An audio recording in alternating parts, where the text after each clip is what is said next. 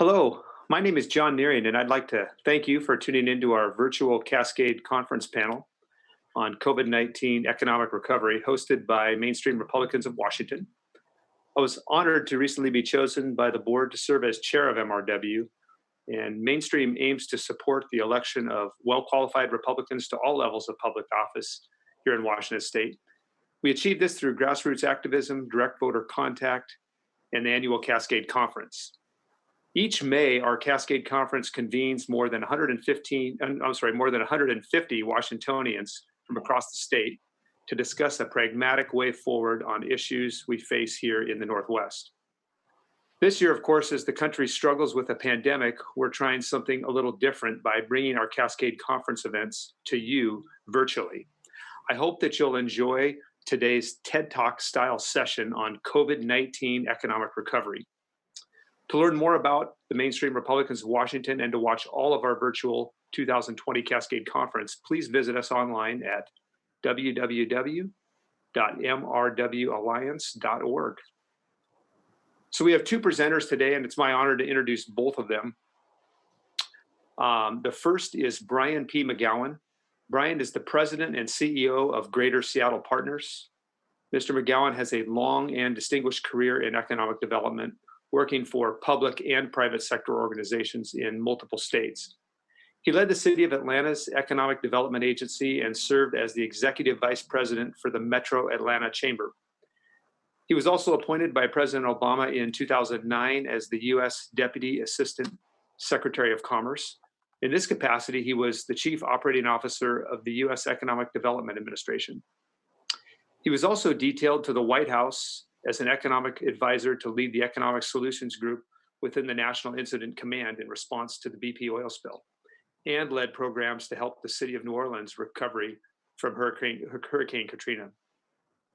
Prior to that, McGowan was appointed by Governor Schwarzenegger to serve as California's Deputy Secretary of Economic Development and Commerce. Brian received a bachelor's degree in political science from the University of California, Riverside, and a master's degree in politics, economics, and business from the Claremont Graduate University, Peter F. Drucker School of Management, where he was the Michael and Mary Johnson Fellow. McGowan also is a non-resident senior fellow at the Brookings Institute. And we thank Brian very much for presenting here today. Happy to be Our here. other presenter for this important topic is Chris Mefford, who founded Community Attributes Incorporated right here in Seattle in 2005, and is its president and CEO. CAI provides economic analysis, urban planning strategies, and technology tools. Chris speaks to audiences on the regional economy and its relevance to community development. Chris is an expert in regional economic development and data analysis. His current work supports economic stabilization efforts and recovery strategies throughout the Seattle region. Prior to founding CAI, Chris served as a senior planner for the Puget Sound Regional Council. Chris holds an MBA from the University of Washington and MS in Urban and Regional Planning from the University of Iowa, and a BA from the University of Northern Iowa. He is an active volunteer in community organizations, and he serves the mayor of Seattle as her appointed economist on the Seattle City Light Advisory Board.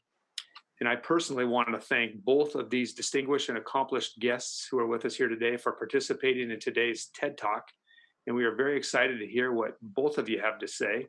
So with that, I will turn it over to Chris Mefford to begin. Thank you both. Thanks, Mayor. Thanks very much for having us. I'm going to warm up the conversation here this afternoon with just a few slides to sort of ground us in what has happened and some of the economic understanding of the moving parts of the challenges that we're going through. This first slide shown on the screen there shows how we got started on this. What is the this that we're talking about? And there's nothing on this screen that's necessarily economic related, but it's an understanding of what are the events that have led up to these economic challenges that we're working through. Of course, we're talking about the virus and the worldwide impacts that the virus has had. These events, as shown on the screen, they grew in their importance across the world. And as they came into the Washington state economy, at the beginning, there were some uncertainties about how greatly they would affect our life. And of course, as they've unfolded, we know now that they have affected our lives greatly and will continue to do so for quite some time. Our reactions to the virus were necessary to get control of the public health crisis at hand. There were medical interventions. We've all experienced quarantines to one degree or another. Offices, schools, and factories have closed. Events have canceled. Travel's been curtailed, and a whole broad range of social activity is altered. So it's important to understand what we did in order to understand what are these economic impacts that have come with that.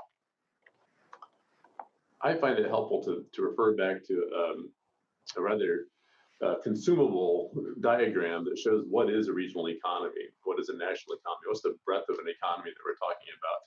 You can build this slide up using businesses and households to start to understand how transactions drive our economy. This is a circular flow chart of our economy. What's important about this is an understanding of how income drives spending and the participation of capital markets and government. And what I like to highlight in particular on this slide are the bronze sectors of the foreign sectors. Without that sector, this would be a closed system that otherwise could not grow. There are only two ways that you can grow a regional economy. One is through trade and the other is through importing capital. What's happened with our virus and our reaction to the virus as a necessity to curtail the public health crisis has been a disruption in these flows.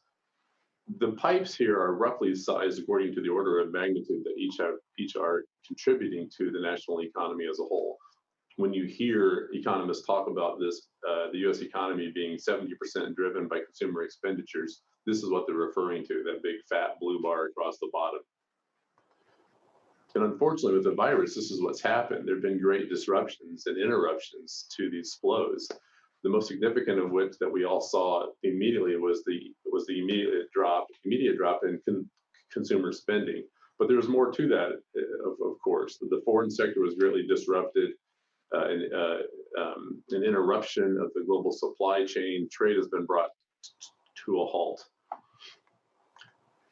In words, this is a diagram that shows some of these same concerns. We saw consumer spending slow, and then there was a whole range of economy reactions. One of the greatest concerns, of course, is the fear and uncertainty. There's nothing that businesses hate worse than uncertainty. How long this will linger is one of the greatest challenges of our time. Along with those economy reactions were another wave of secondary economic impacts. Spending slows further, businesses slow, government spending has to shift and increase, supply chains fall, and on and on. It becomes a downward spiral that's difficult to disrupt. Of course, we've taken interventions to try to keep this from continuing downward, and these were important. The US government took action early to provide the direct payments and support that were needed to help people out of the crisis that they were experiencing. This results in government spending and, quite frankly, spending money that we don't have. If you think through all the transactions and all the debt and the borrowing structure in our economy, the other bullets on this economic intervention box are critically important. Landlords needed to give leniency to tenants, both on the residential side and the commercial side. Lenders who depend on payments from landlords to support these capital facilities that we all work out of, they needed to loosen lending restrictions and to avoid penalties with those lending flexibility. So up and down this chain of transaction was critical. Of course, the federal government's the backstop of all the financial industries as well. We were fortunate when this began to enter into a period where the financial system, the balance sheets were in relatively great shape. We've had years and years of strong economic growth, and that has resulted in a strong position for the U.S. financial industry services to be able to cope with this crisis the best that they can. But of course, we know that's not enough. To give you an understanding of the scale of these impacts, probably most in these audience have seen the headlines about the drastic increase in unemployment claims across the United States and across the state of Washington. The state of Washington claims are shown on the slide here. I've provided the weekly claims throughout all of 2020 just for context. You can see in normal times in the first part of Q1, the weekly unemployment claims were on an order of magnitude of just a few thousand a week. And then when the virus became clear of what a devastating economic impact that would come with this, then we started to see those unemployment claims rise in the middle of March and then spike to unheard of levels in mid-March and have continued on in that way. These slides show initial claims of unemployment in Washington state. So people that are reclaiming that the benefit in weeks past are not counted twice. it's translated to about 20 times the normal payout rate that the state of Washington experiences with unemployment. We're headed towards, the state estimates, about 1 million claims of unemployment by the end of May, which results in an unemployment rate roughly around 25% after these all shake out with the labor market participation rates. That's a $1.5 billion payout, which is 20 times what the normal payout rate would be expected to be. This unemployment system was not designed to perform at this scale of support. State legislators will have a big challenge in the coming months ahead to try to figure out how to reconcile the payment for this and other interventions happening. And you can bet there'll be some challenging conversations about the budget, both in terms of changing spending patterns and understanding how the revenues to the state are going to cover these payouts. My company has supported the mayor of Seattle in some outreach to small businesses in the city, and toward that end, we helped to conduct a survey that the mayor's office led with. And this chart just shows some of those concerns that small businesses have been facing. The biggest of which, of course, is lack of cash reserves. Oftentimes, when we hear about the challenges of running a small business, the number one concern is how well capitalized is a small business. And what that means is how much cash or resources to cash does a small business have access to make it through uncertain times. No small business starts off with the anticipation of having to go through a pandemic. The result of this is your list that you see here on the slide, showing the concerns of small businesses that were surveyed at the end of March. Lack of cash reserves ranking number one. We know that many businesses will not be able to make it through this period. To be able to start a business back up, it requires almost the same amount of capital and resources as it does to start a business in the first time. Hiring, getting customers back in place, and to work through this is a challenge that is facing small businesses right now as they think about what does reopening mean. Another great concern during this pandemic impact on Washington State and throughout the world is the disproportionate impact on lower earning workers. Result in some great concerns on equity. The region has already had ongoing challenging conversations about income inequality, and this pandemic is going to exacerbate those challenges. On the screen here shows the top ranking occupations in terms of the number of unemployment claims that were processed through April the 18th. And you can see them sorted by the number of claims, and you can see the median wages for each of those occupations next to it on this slide. As you can see, all of those occupations are well below the average statewide across all occupations and sectors. The impacts felt have had a disproportionate impact on lower earning workers in the state of Washington. So understanding how we get out of this challenge economically and start to think about a recovery is complex with lots of uncertainty. This slide shows conceptually what it is we're going through. Please do not take too much credence in the years across the x-axis there. These are our best interpretations of some of the public health conversations happening, and there's no greater certainty attached to this, I can assure you. The red line shows conceptually what's going on with the virus themselves in terms of the positive cases diagnosed and the number of deaths that come with those diagnoses. We are hopeful that right now we're entering the end of this phase one, which I call the crisis response phase. And we're going to enter into a longish period of great uncertainty, labeled simply in this case a phase two, where there is no vaccine or no treatment. During this time, until there is certainty to control the public health challenge, businesses will be challenged to find a new normal as customers and businesses and workers grapple with how to be safe in a period with which there is no vaccine or no treatment, no proven treatment with the virus. This can change drastically, of course. The forecasts of the vaccine are uncertain, and they cover a big, broad range of when a new vaccine might happen, and equally uncertain are treatment. We should take confidence in that this is a big focus of everyone in the healthcare services across the world. And with any luck, new treatments will be found sooner rather than later and shorten this time period. But it's that uncertainty that looms large. And during that uncertainty, we can expect businesses to have to ramp up and ramp back down.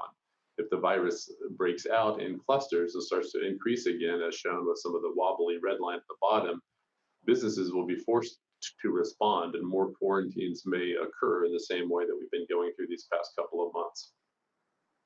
Ultimately, we must be optimistic that we'll get through that period. And once we're through that period, then we can really start to talk about what's a phase 3 recovery look like. And depending on your definition of a recovery, getting back to a new normal, as I was just showing you on the previous slide, or whether you think about whether we need to recoup from the damage done, this recovery could be a very long time. We hope to get back to normal within a few years once we have a vaccine or treatment in place, but the damage done in the meantime is going to be a big hole. This will vary by sector, of course, and economy-wide, it will take a long time to recover some of the damages done. And finally, I'll wrap up with a list of some of the concerns that we're paying attention to across the economy. This is a little bit of an apples and oranges list. We've talked about a lot of the consumer-facing concerns as shown on the occupation slide and some of the global trade and supply chain disruption.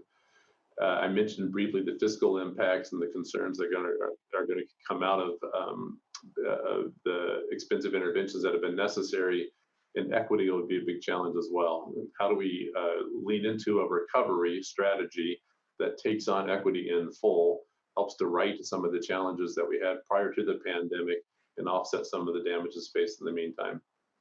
I'll take that as a segue to hand it over to my colleague, Brian McGowan of Greater Seattle Partners. Greater Seattle Partners will take the lead on a lot of regional strategy coordination, which will be critical at this time, and equity will rank high in their efforts as well. All right, Brian, over to you. All right. Thank you, Mayor Naring, and thank you, Chris. I've seen that presentation a few times, and sadly, it's a grim picture. And we also know there's a lot of people hurting and a lot of people afraid right now. Clearly, what we're seeing now is unprecedented, but disasters happen regularly all over the world and all over the United States. Economic disasters, man-made disasters, natural disasters. So we do have some experience to draw upon as we move towards recovery. But this is one, as I said, is clearly different. However, for context, I want to share an experience I had in 2012. I was working at the U.S. Department of Commerce, Department of Economic Development, when the BP oil spill happened. The U.S. Economic Development Administration is one of many federal agencies that respond to disasters, usually floods, hurricanes, and tornadoes, things like that. But because the oil spill was different, I was detailed to the White House to lead the economic solutions team within the National Incident Command that was set up to respond to that crisis. Frankly, I agreed to do it, but I had no idea what I was doing or how I was going to handle that role. But at the time, that disaster was different and unprecedented in that it was affecting many states and all at once. But more importantly, it was played out like a slow-moving train wreck. It was not a disaster that played out in a few hours like a flood or a hurricane. If you remember, CNN and other news channels had a live feed of the gushing oil well at the bottom of the Gulf running 24/7. And every night, Anderson Cooper did a live stand-up with Billy Nungesser, who was the president of Plaquemines Parish, which is the southernmost tip of Louisiana, criticizing the federal government's reaction to the oil spill. But eventually that well was capped, and then the real work of recovery began. But I can tell you from sitting in the Situation Room with the president and cabinet secretaries and admirals that there were many times when we weren't sure if we were ever going to be able to cap that well. And there were other doomsday scenarios that were worse than that, believe it or not. The point is that we had no idea when this was going to end. So obviously the first step in any recovery is a focus on health and safety, and in that case, the environment as well. The second phase is mitigation. Again, in that case, we had to first get the beaches and tourism areas open and assure people that there wasn't oil all over the beaches, that they could go back on vacation, they could go back outside. Second, we had to work to get the fisheries reopened safely. And finally, we had to get the oil industry back up on its feet again, get people back to work. And if you remember, BP paid for a bailout package for small businesses along the Gulf, which we had to figure out how to distribute. And they also paid for an open for business marketing campaign to get people, like I said, back to work and back to the beaches. So on to the pandemic. This is not just a slow moving train wreck, it's a super slow moving train wreck. As Chris said, there's tons of uncertainty. When will there be a vaccine? When will people feel safe to go out and eat again or fly again? When and how will employees feel comfortable going back to work again? And when will this all be over? All of this is complicated by fake news stories, data, fear, doubt, and generally a feeling that no one really knows what's going on or what to do. On top of that, we're in the middle of a presidential election, which isn't helping. But importantly, this is different because it's not a localized or regional disaster. It is a global disaster. It is affecting everyone everywhere.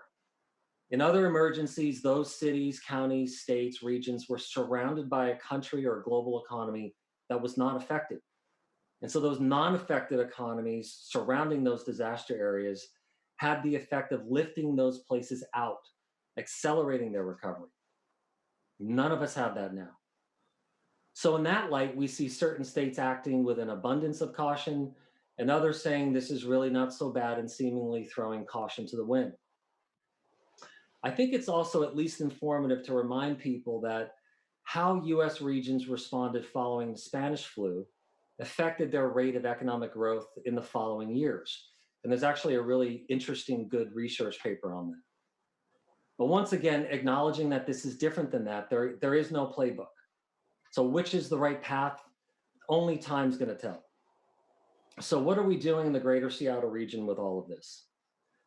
First, as Chris mentioned also, I think it's important to remind everybody that this virus hit here first and hardest. So we've been at this a little longer than most. Second, as a new resident to this region, I'm proud of how this region responded. And I'm also proud of our governor using data and science to drive decisions. But our cities and counties have also been doing amazing things, from creating small business loan programs and grant programs, to suspending utility payments, to halting evictions, to acquiring PPE for healthcare workers and essential businesses. I've actually seen very creative, flexible government action everywhere. And for that, I'm personally grateful to our elected officials. As we move through reopening, we will then need to pivot to long-term economic recovery. And I agree with Chris. We need to emphasize the words long-term. 5 years, probably a lot longer, to gain back what we lost. So Greater Seattle Partners is working with other organizations to create that long-term economic recovery plan for the region. And it's going to be driven by 3 principles.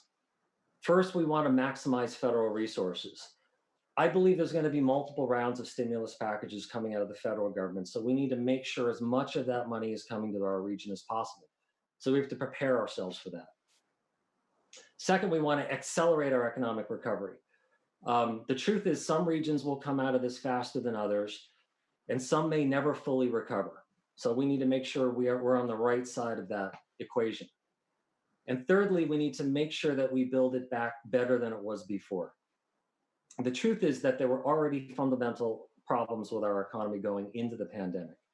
Things like affordability and transit, transportation congestion, homelessness.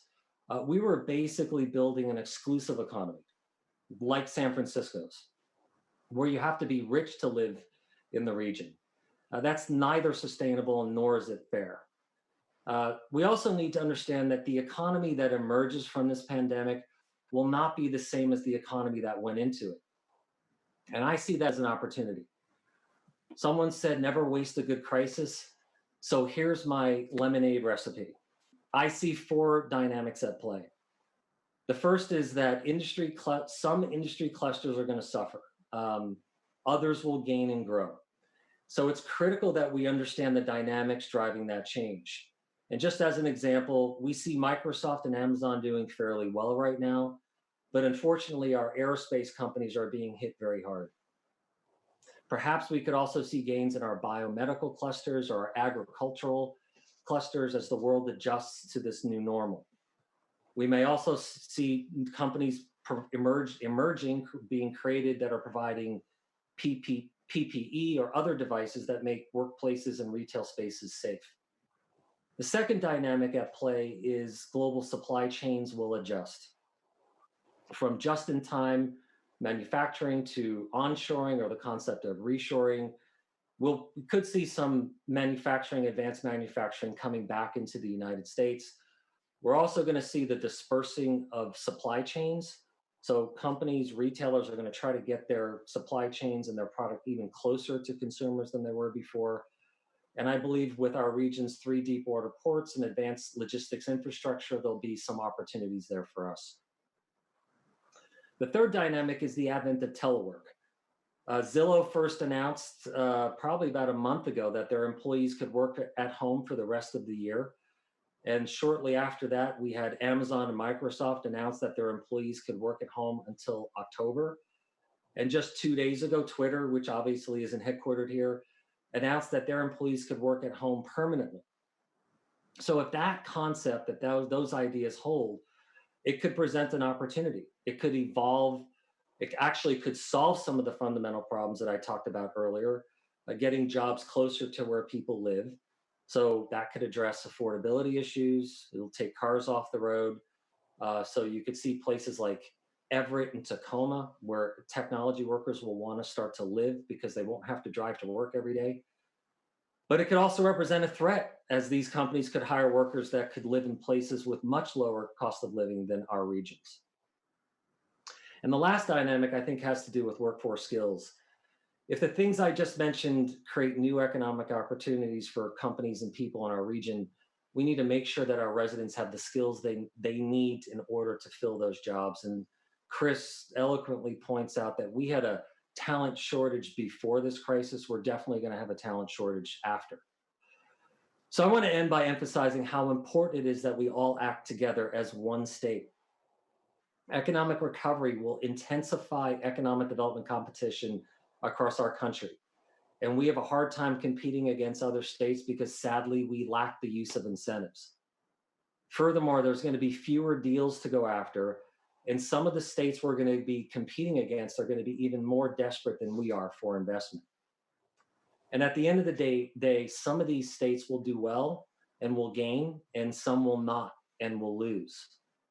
So regions within our state should act together and not see other regions as competition necessarily. I actually fear that. We should not balkanize and start to compete within our regions or within our state. We have much more to gain and much more to worry about looking at other places, other states that are going to come here to try to capitalize on opportunities at our state's expense. So it's more important now than ever that we work together as we really pivot into a period of long-term economic recovery. So thank you for listening, and I'll hand it back to you, Mayor Neri. Thank you, Brian. Wow, what a great and timely joint TED Talk by both of you. Brian and Chris, thank you so much for your insightful discussion on this really important topic that I know pretty much everybody's interested in. And I want to thank also the audience for tuning in. Hopefully you found this very informative, as much so as I did.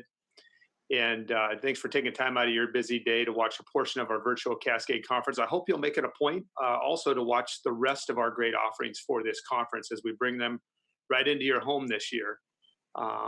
So thanks for watching and have a great day. And once again, thank you to Brian and Chris for this great TED Talk this afternoon. Thank you. Thanks, Mayor. Thank you. Thank you, guys. Thank you, Mayor.